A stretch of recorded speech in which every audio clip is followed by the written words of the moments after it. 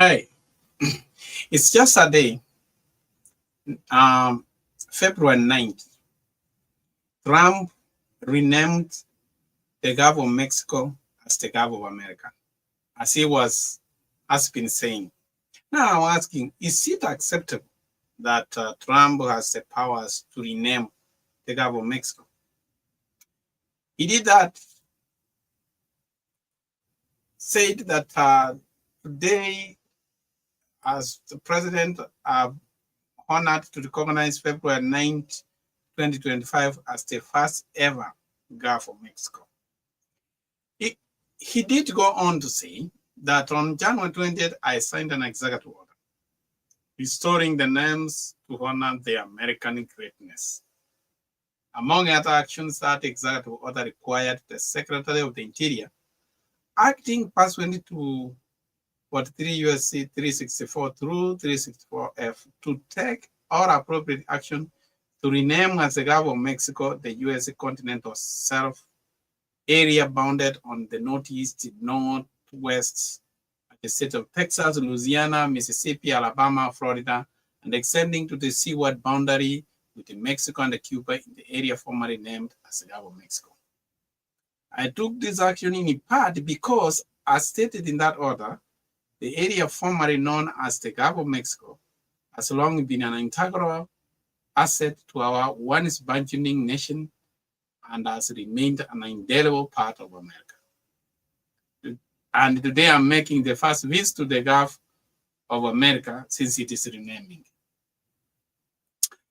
Now, we have seen this is not a surprise. The president has taken over this country and he is busy doing, he had a lot of lists to do.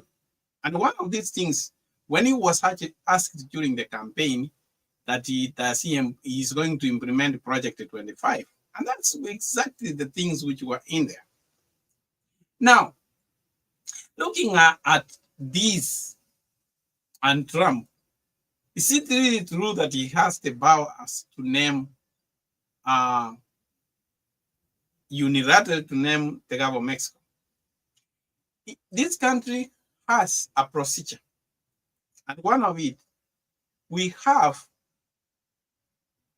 a board of geographical names, which has been in place since 1890. The U.S. Board of Geographical Names is a federal body created in 1890 and established in its present form by the Public Law of 1947 to maintain uniform geographical name usage throughout the federal government. The Board of Geographical Names comprises representative federal agencies concerned with the geographical information and population. So, in this regard, this is the board which is tasked with the naming of any domestic names in the United States. So, and this committee, it comprises, it has a committee of people who come and sit and make decisions. So the DNC, as called the Domestic Names Committee, consists of members and the deputies representing the Department of Interior, Commerce, Agriculture, Defense, and Homeland Security, as well as the United Postal Service as a member, Government Publishing Office, and the Library of Congress. All these people sit together and determine the names. So then they can recommend, once they have accepted something, then they will have to recommend for it to be changed, and it will have to be law, so that even all of these comes about. Because these geographical names have to be changed in the geographical names information system. So then they are standardized. Even this board has members. There are now two sections. We have the DNC and the FNC, Foreigner Names Committee. There is also a Foreigner Names Committee. And actually, they say they sometimes they get proposals for name change. They don't accept all of them because sometimes people will come with the names because maybe they have an attachment to a name. So the procedure was not to start from the president trying to change. Now, again, the board of geographical names is a local name. This is for our local, for United States. And every country is encouraged to have a local board to determine the names of a country within their boundaries.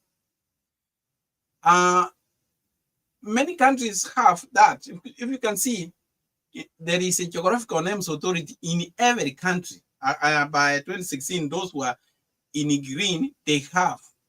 So like the United States has, Canada has, Mexico does not have a local body to name. Brazil has, some countries, the one you see in different names, do not have. They have no national names authority. So every country has its own way of naming its names. What happens, like the ocean now, what we are talking here, it is a body of water. The Gulf of Mexico is a body of water. And they are controlled by the International Hydrographic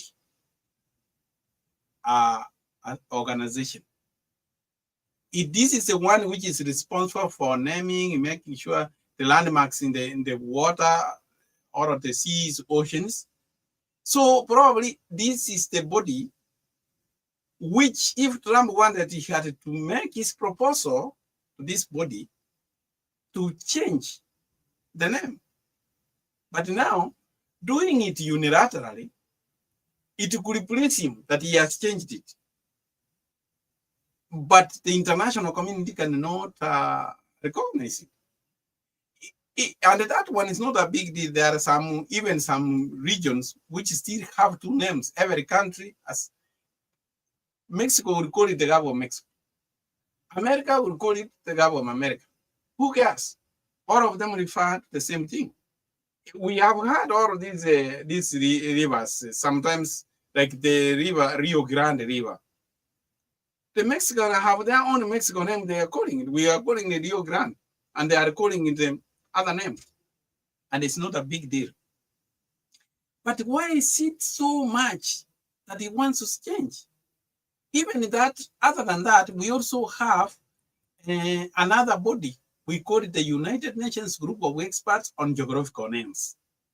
Because they have to accept to make this thing to appear official. We cannot just do annually like dictatorship. This is one of the things I think Trump is doing too much about these names.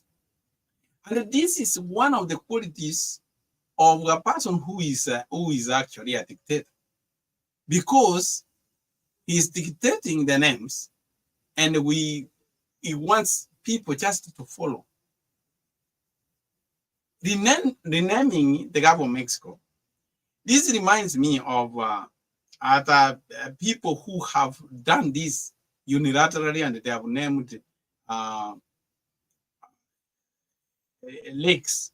For example, Mobutu Sese Seko. Mobutu Sese Seko renamed one of the lakes which borders between Uganda and the Democratic Republic of Congo. It was called Lake Albert. He renamed it during his reign as Lake Mobutu Sese Seko.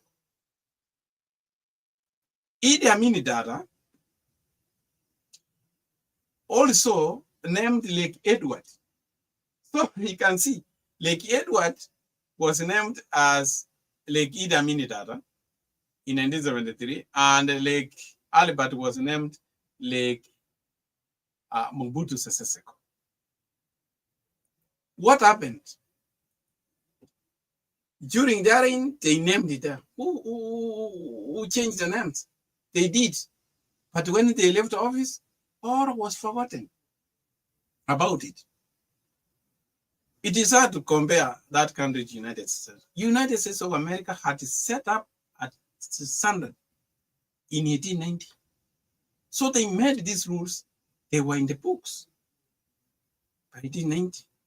So naming had a procedure, had to go through the board. Why is he assuming this and is heading just to name things by himself? Okay, like now he reversed what Obama had passed in 2015 after the proposal, the native people, Mount McKinley.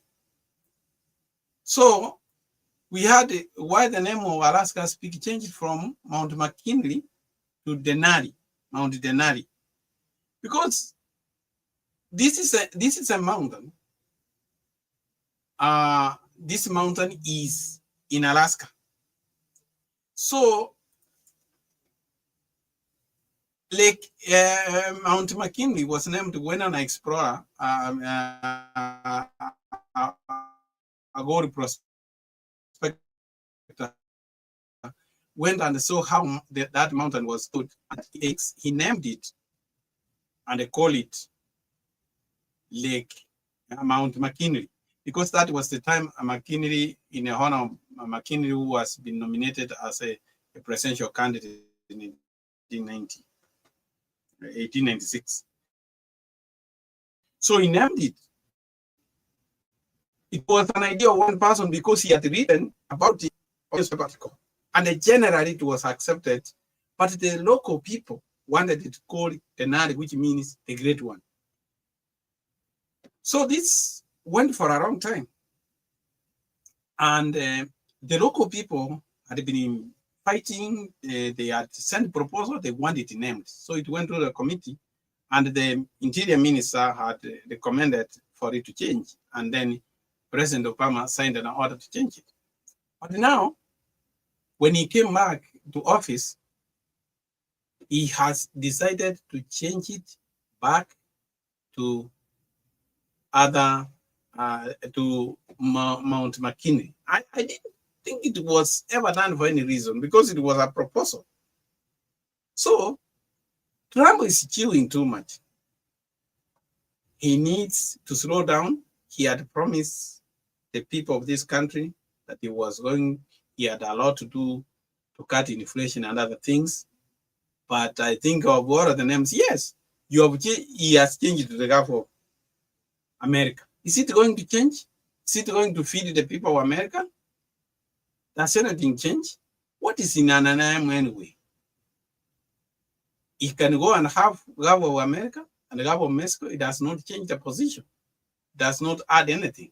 So with that, I think President Trump is chewing a lot. He needs to rethink and the focus of things of value and leave these moral wars. He's fighting too many wars, which really do not make sense, in my opinion.